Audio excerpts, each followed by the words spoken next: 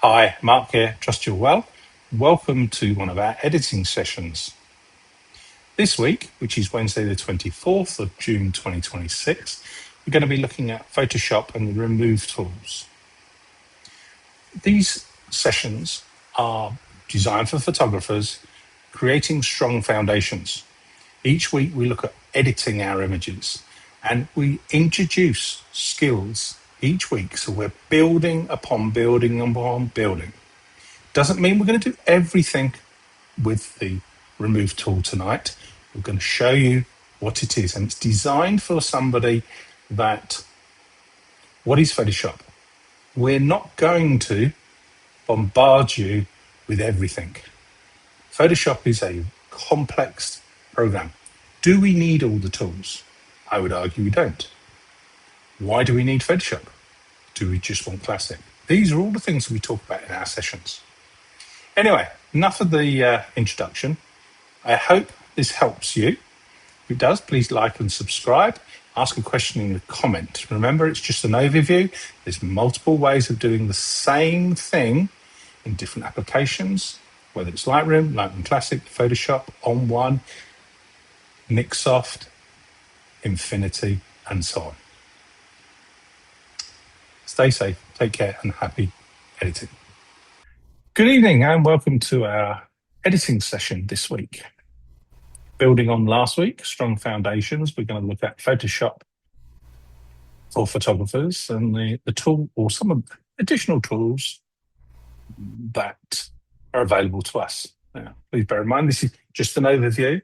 There's more than one way of doing something in Photoshop or different applications, and it's just to make you aware the tool is there and a general guidance of what it can do.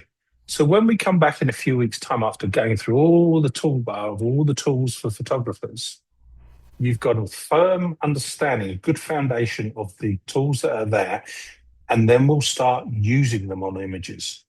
So forgive me if I glaze over something that you're aware of if you're watching this on YouTube.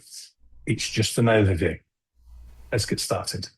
So I'm in Lightroom Classic because this is the application that Adobe gives us, Classic and Lightroom for photographers, digital asset management and editing. How do we take to Photoshop? Well, most of us will know that. We click on an image, we can go right click or we can go Control or Command E. And then we have some options. So we're going to edit a copy with Lightroom adjustments. So we'll edit this image and it's now jumped across to Photoshop.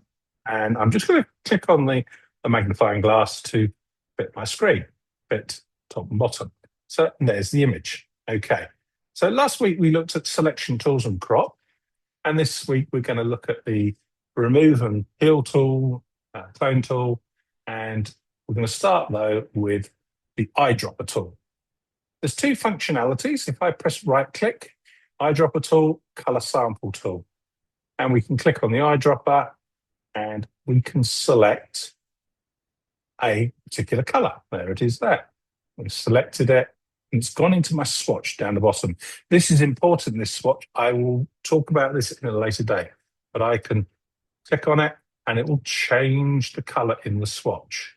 Okay, click on here and it's changed the color in the swatch down the bottom. We'll talk about that another day. That's what that tool does. Eyedropper tool, right click, color sample tool. Now I want to know what this color is. And as I move around the screen, the information will give me, top right corner, the RGB, CMYK, figures, numbers for the actual color that I'm on.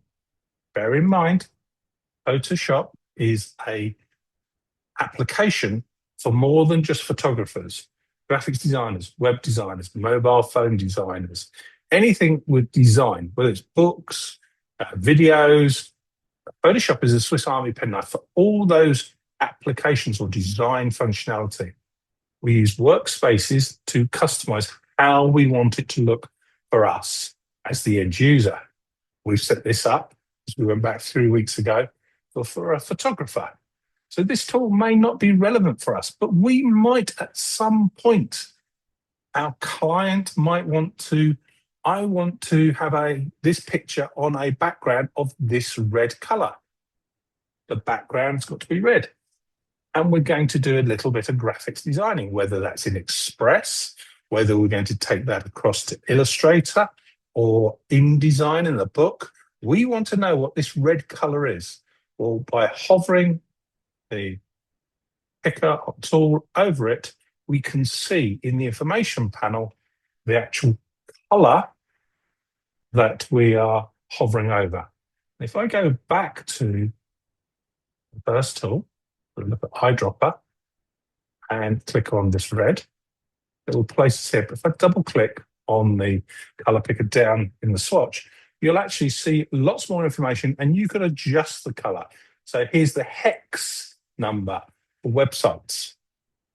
So, but we'll talk about this bit down here another day. So that's your color picker.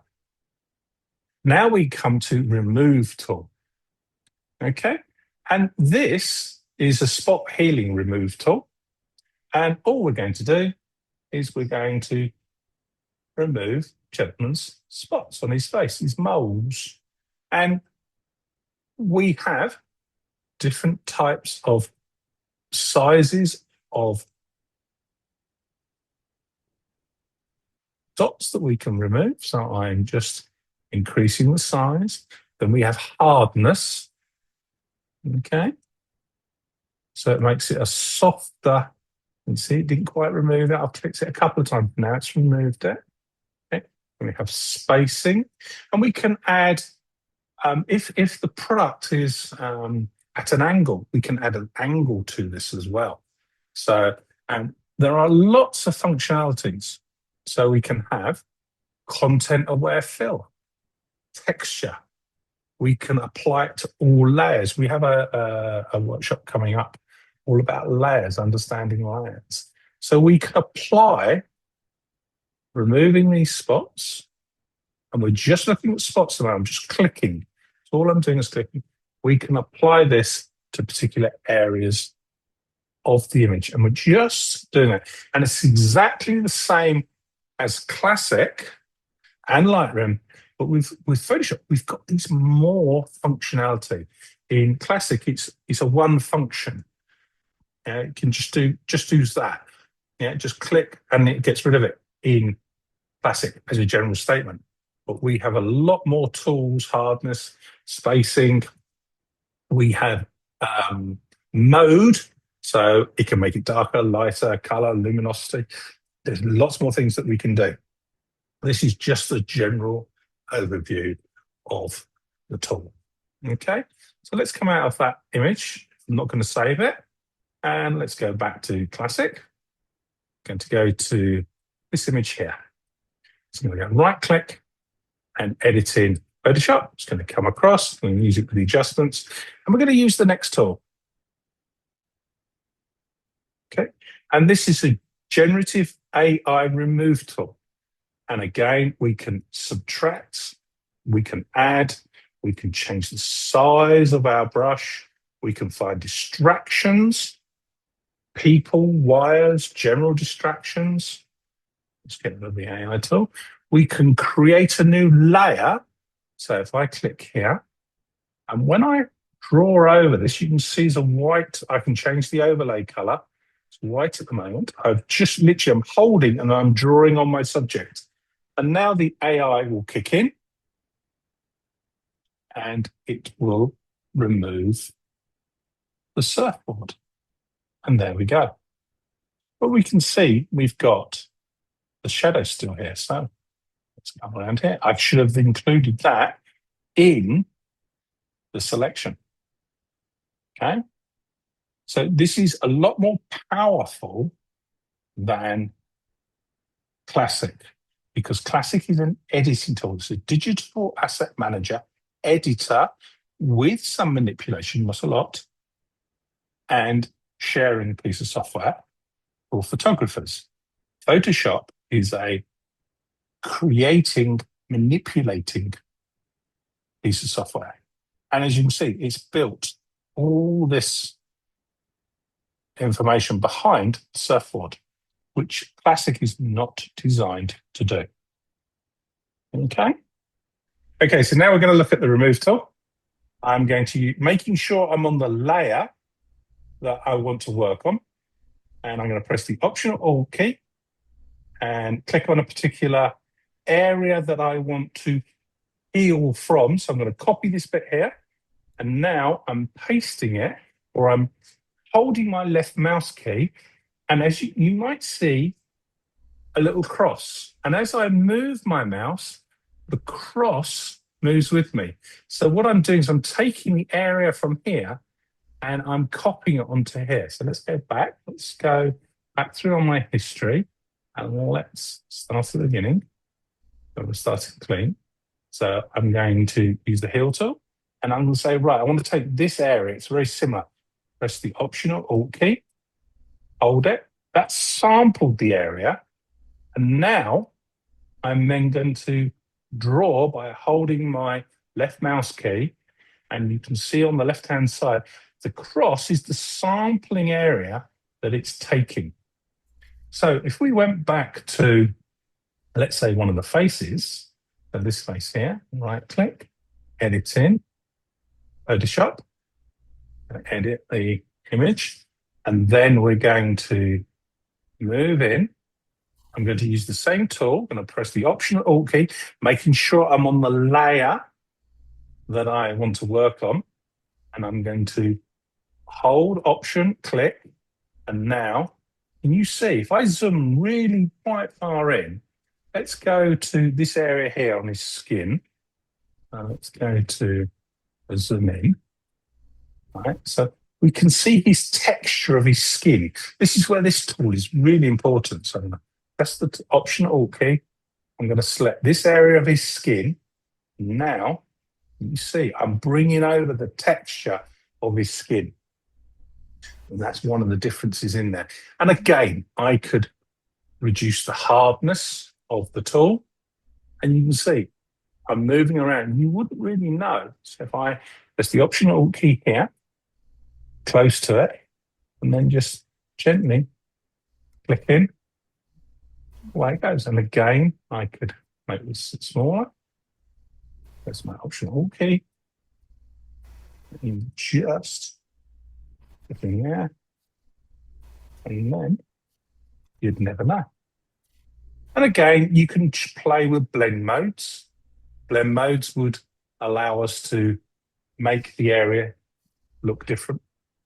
Okay, but there's more than one way of doing this. You can use luminosity masks. You can use channels and so on to blend areas in. So any questions about that, Joan?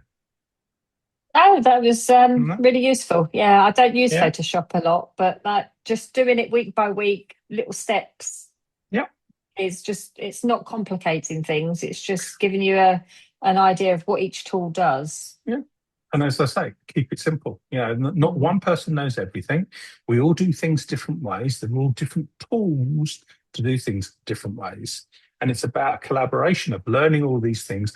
How do you do things? Why do you do them like that? And that's what we talk about on Monday, don't we? Yeah. Why do we do it like this? Oh, that's a new way of doing that. And I learn and I change my workflow quite regularly because somebody said something to stimulate me somewhere. Oh, never thought of it like that. Yeah, June, you asked me your questions, and that pushes me sometimes in directions that I never considered doing things in Classic. So, but there we go. Well, thank you for your time. I hope it's been a help.